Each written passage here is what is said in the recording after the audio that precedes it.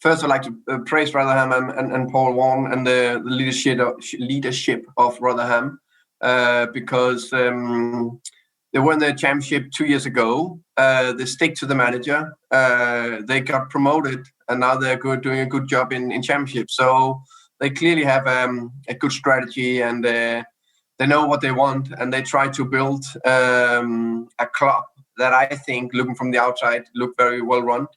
To play against Rotherham, I think they have some massive strength in the more direct play, the second ball game and on set pieces, and we need to deal with that. Stopping the crosses in after the second ball situation, second phase of set pieces. That's where they caused problems for Bournemouth and QPR in the latest games and in general. And on top of that, I think they are an extreme high pressing team. They're the team that win the ball back the quickest in general in the league. So we need to be aware of that. So I think we need to be absolutely on our top of our game to get 3 points. How are you feeling about, I know you're not the only manager who has to deal with this, but how do you feel about player welfare at the moment? Do you think people understand, when you hear Premier League managers complaining about scheduling, do you think there's enough understanding of that Championship and EFL clubs in general have to play so many more games in such a short period of time? We saw another serious injury yesterday. We're seeing all sorts of other injuries as well. How is it dealing with it as a manager? How do you feel about it more generally?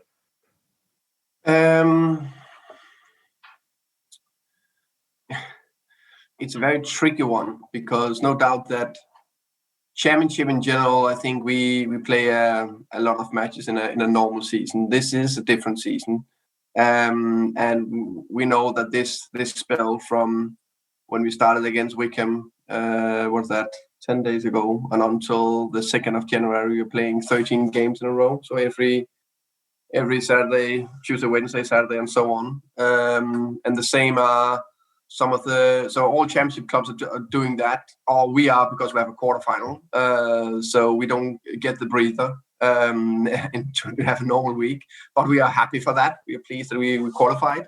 The bigger Premier League clubs, they need to play European games, so they have the same amount of games, and also if they have that quarterfinal.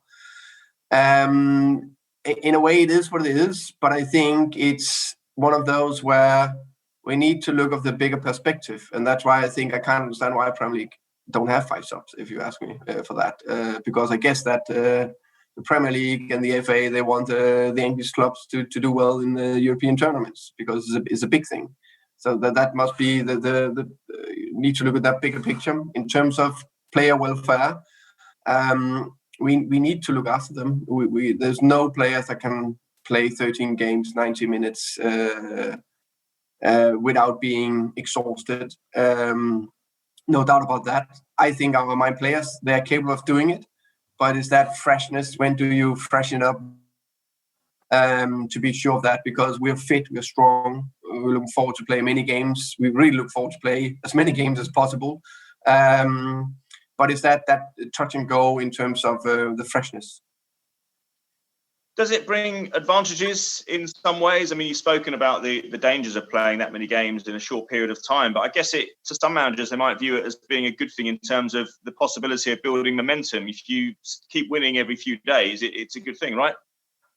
No, yeah, I think I think it depends how you look at it, because if you win, you want to carry on to the next one and build that momentum. If you lose, the next game is just around the corner, so you can turn it around. And I think it depends on your mindset. I think you need to look into this is what it is, and then we need to get the best out of it and find the best possible strategy to win as many football games as possible. And clubs and managers are doing that differently. We have discussed a lot with my coaching staff and my sports science and medical staff how can we do this in the best way so we perform at the highest level every single game. Do you expect to be active in the January transfer window? It's a month away now. As you say, there are demands on everybody's squads with more games in a short period of time. Extra numbers could possibly help, especially if you've got cash in the bank. Yeah. Honestly, I haven't thought about that. That's why of course, everyone know that we are very well prepared and we have a clear strategy. So it's not that we don't know what we are. How can you say? I would not say looking for January. It's just more in general that we always prepared if something should happen either way. But I'm satisfied with my squad. I think we have a good squad. So no reason to do anything big. Let's see where we are in a month in terms of injuries and so on. But right now we're happy. And if you ask me, we're not selling. So that's okay. Don't worry. Thanks very much indeed. You're welcome. Hi, Thomas. Hi, Phil. Just referring to what you said about momentum, obviously returning from the international break, 7 points from those 3 games, maybe a slightly longer break because you played on Friday night rather than on Saturday, which will help freshen things up. But this is a period where if you can get the momentum going, you really can actually set a mark for this season, can't you, over the next month and a half or so? No, I think this spells, you can always divide the season into 4 quarters or 2 halves or whatever, 6 games. But I think it fits nicely. It's 12 championship games from after the international break and until the 2nd of January. And there's no doubt that can we attack that spell in the best possible way, we will be in a good place. We are now unbeaten in 7, yeah. And very good place defensively, very very good structure, very good organization, and we need to build on that. And the players are hungry and they want to push. So we just look forward to, and we have, as you said, we have a whole 3 days from QPR to Rotherham, so we are completely fresh and we're ready to attack. When you talk about freshness or fatigue or the pressure that the schedule puts on players, how do you keep your players mentally fresh? Because the physical side is one thing, but mentally fresh, especially, as you say, against a team who I think have scored almost 30% of their goals from set pieces, where you really do need to be switched on. Yeah. I think we really try to do things a bit different. Try to gain the small percentages here and there. For example, today we meet in later, so people can have in the morning at home, and that just gives them a little bit more family time or a little bit time they can use. Sometimes give them a day off where you normally wouldn't give them a day off. The messages, the information flow, we try to do that differently. So we really try to be aware of that, because I agree physically. I think we are very fit. We are very strong. So it's about that freshness and that's that feeling, touch and go. Who is in a really good place that we can keep pushing, keep going. Who's maybe struggling that we maybe need to push or maybe need to rest a bit. So is that Fingerspitzgefühl? I don't know the word in English. We need to be aware of. I'll get Google Translate working on that one, Thomas, see if we can come up with an English phrase in regards to that. You mentioned Rotherham. I think they said on Saturday their game against Bournemouth, I think their manager Paul Warne said, was their most complete performance of the season so far. So whilst their points may not always tally up with how they feel they played, that maybe they're sort of believe they're hitting their stride as well, which again makes them a difficult opponent. I mean, I think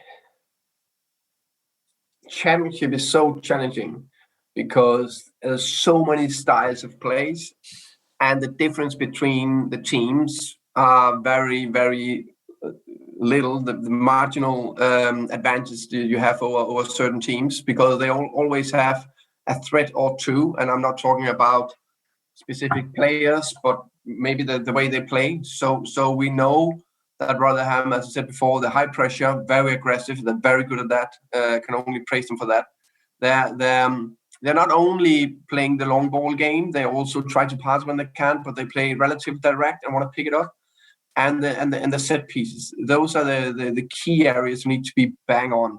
to defend. And the good news is that we have been good so far this season, but we can't drop. We actually more or less need to step up a tiny bit for this game to be aware of that. And then on the ball, that's where we need to show our quality. We need to show some personality, and we need to, in that high pressure, to take the ball past the man, or composed enough to keep the ball in their half in long enough spells. And this period of time that we've been through, how much more challenging is it, therefore, to travel to an away game? What are the challenges that you face that in normal times, previous times, weren't necessarily so difficult when it comes to travelling away and staying away and getting ready for an away game? Of course, it's a little bit more restricted in terms of what we can and not can, and the players and meeting rooms and food and all that. But